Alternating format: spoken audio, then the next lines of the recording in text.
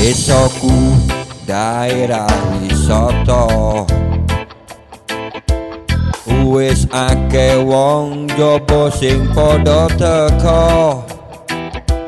Nanging merga apa aku lan kanca-kanca gur golek upa wae ora iso.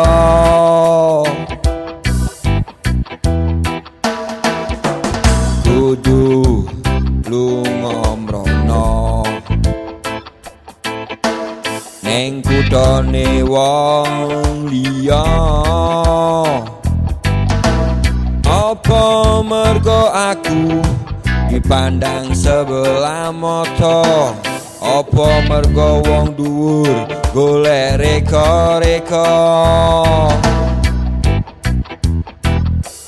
Sadaro wong kuwi bakal nemu sulaya.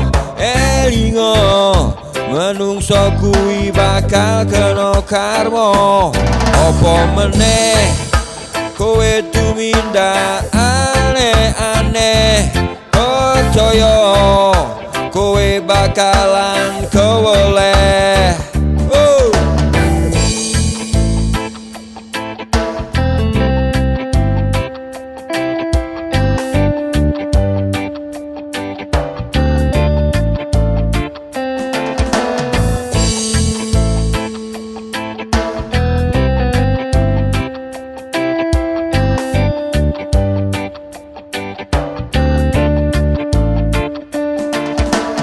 Jare ono dana desa gawe makmur lan sejahtera. Buktine pancen ono nanging ora miguna. Saiki wae ora ngerti kanggo apa. Kena ngopo kudu wong-wong kuwi?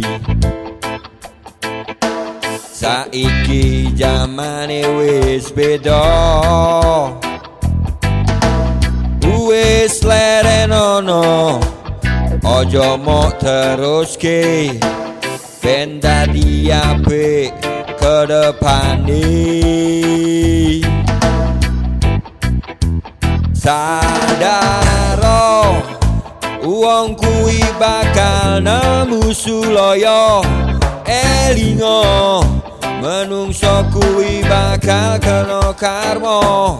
Apa meneh kowe tumindak aneh-aneh, percaya kowe bakalan kewoleh.